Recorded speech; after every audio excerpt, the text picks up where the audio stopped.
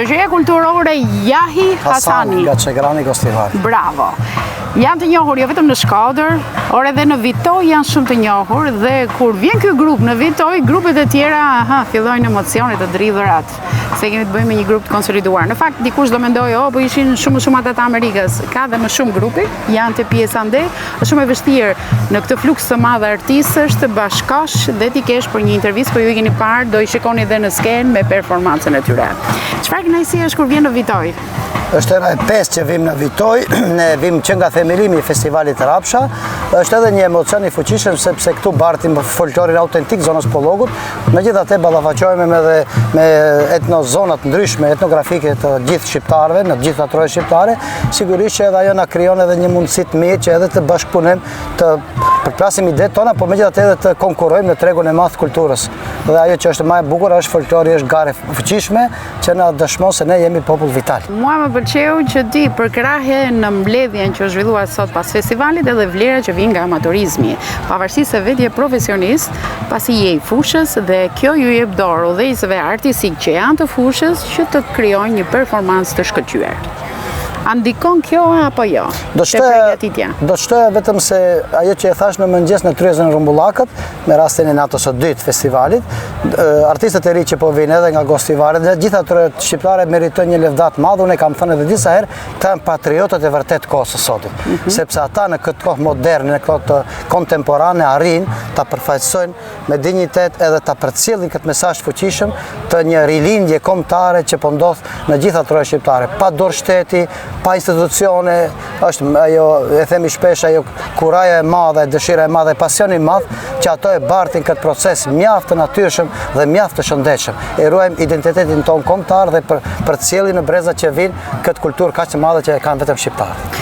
Dhe tek çështjet e patriotizmit ne çalojmë. Kur vjen puna për të shkuar në stadium, ne menjëherë bëjmë shqiponjën me dy duar, por kur vjen puna për të mësuar në histori, ndihemi pak si të frustruar nga teknologjia dhe nuk përqendrohemi aq shumë. A mendon se rinia duhet të jetë pjesë e angazhimeve dhe grupeve të tilla, sepse duke përgjafuar traditën edhe mund të shtojmë pak patriotizmin? Unë Kozeta punoj gati 20 vite dhe vitet e fundit kam mbaruar një cikël studimesh dhe kam bërë një master të thej ju, po megjithatë para këtyre artistëve për kulli. A dini pse? Sepse ata më kanë bërë jo vetëm mua krenar, kanë bërë familjet e tyre, kanë bërë gjithë regionin e Pollogut. Asnjëherë Gostivari nuk do të ishte kaq i njohur siç është sot, dhe unë mendoj që ata e kanë dhënë provimin e jetës. Ne ju kemi borxh atyre sepse nuk u krijojnë mundësitë që ata edhe më shumë përplasen dhe të krijojnë më shumë vlera të mëdha. Unë mendoj se amatorizmi nganjëherë është vështirësia dhe sfida para ata e kanë sfiduar moshën, ata në këtë moshë i bartin të kostume nga mëngjes deri në mbrëmje, dhe unë mendoj këta kushte kaq të dobta që i kemi ne, duhet që kërkojmë falje dhe duhet të jemi shumë krenar që i kemi. Jeni nisur me sa mësova në mëngjes, në orën 12 të natës, kanë bërë gjithë atë rrugë për të ardhur deri këtu. Gjithsesi ata janë shumë të freskët, keni pas kohë të pushoni. Dhe në skenë të shkëlqeni. Është gërshëria e gjithë teleshikuesve se gjëja e parë që shikojnë te grupet janë kostumet. Nëse ti do më bësh një përshkrim, ja për shembull të kësaj vajzës tu, të veshjeve dhe elementeve të saj dhe te origjinaliteti i tyre, pasi një pikë e fortë e jurisë është kostumografia. Më bëj një shpjegim. Unë jam etnograf dhe antropolog nga profesioni dhe të i përshkruaj nga fillimi. Ju siç e shihni janë opingat, komën e gjatë veç pak para tash. Janë origjinale, janë origjinale dhe nga punuara nga lëkura origjinale kafshëve, si zakonisht kafshët e mëdha, dhe i shihni këto pejtë ndryshme. Që nuk i keni pasur në ark ose në sanduk, po ju vazhdoni dhe i bëni. Po, i bëjmë edhe i ruajmë atë model, kemi në atë formë origjinale pa e deformuar, pa krijuar sajesa të ndryshme, dhe i shihni këto pejtë që ju themi xhalma. To nuk janë ata xhalme që ne kemi, po i ruajmë edhe ata.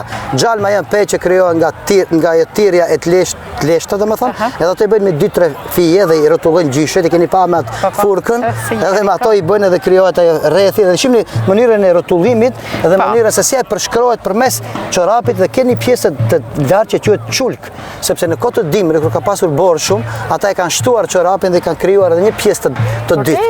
Dhe ju shihni se është pjesë e dytë, ja, çorapi, çulka, edhe i shihni ornamentet e guackave, sepse ne kemi jetuar dhe kemi dashur që t'i tregojmë botës se ne i kemi edhe kafshët, edhe organizmat e natyrës i bim në veshjet tona, që t'i tregojmë se jemi të lashtë si popull, po edhe ata i marrim edhe i zbukurojmë edhe dekorojmë edhe kostumet tona.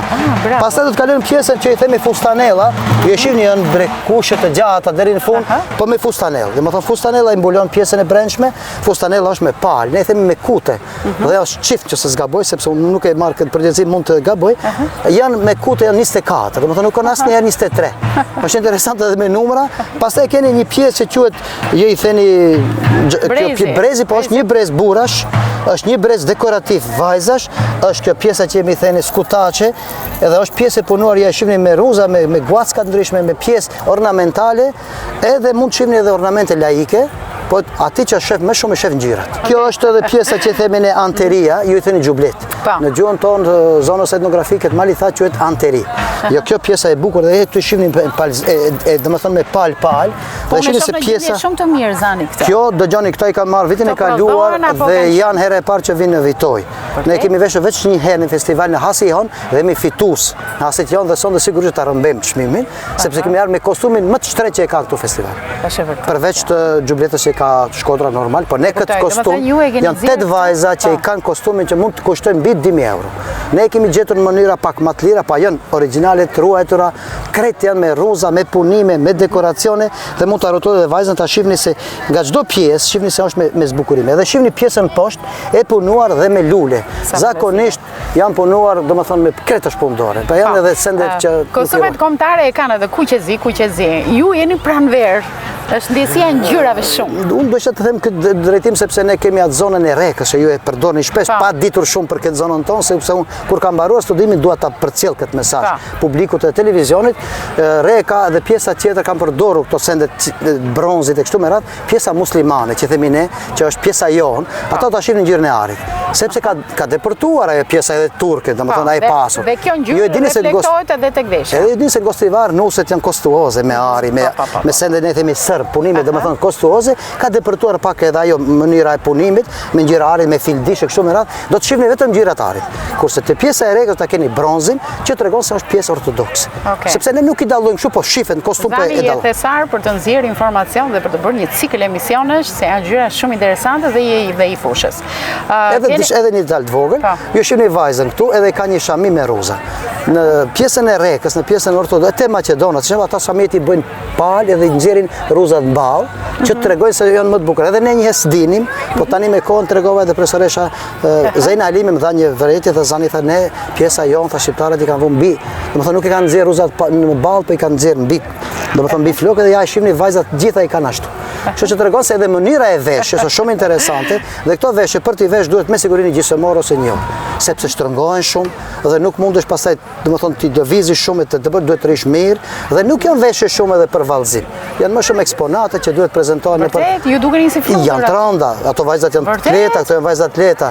Ato nuk kanë ushqim edhe janë të lehta shumë. Jo, unë kam parë në skenë dhe kam menduar se këto janë veshje më pak peshë, po jo. Jo, këto veshje sigurisht janë mbi 5-6 kg. Edhe po i mbani në gusht, ë? Në gusht. Kemi ardhur këtu edhe ja kemi bërë këtij vendi sepse ky vend na ka bërë nder të madh dhe vend zona të gjithë trimave që shef shqiptaria, gjithë ato kineas, ato shkrimtarë të mëdhenj kanë këtë origjinë nga ky vend dhe ky kostum sonte meriton ta shoh Vitoja dhe rrethina. Kjo është një përshkrim pak a shumë më i shkurt, po ka sende të vogla që janë detaje. Unë jam shumë e sigurt që gara është shumë e fortë. Domethënë dhe publiku dhe pak do e mbush atë skenë, do të kemi rreth 5000 vet sot që do e ndjekin.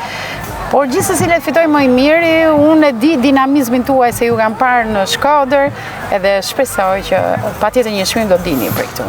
Nga ata më të rëndësishme. Unë kam bërë juve të nxjerrë një sekuencë të vogël që e kemi përgatitur, nuk e mbajmë fshehtësi, është një komplet një dasëm nga treva e pollogut, nga gostivari, që nga kulaçi, që nga ritualet e nusës, dhëndri, e krejt domethënë është një komplet një dasëm që e bim e sjellim me krejta performansat, elementet etnografike të zonës pollogut. Dhe besoj që sonde publiku ka të shoh diçka të bukur.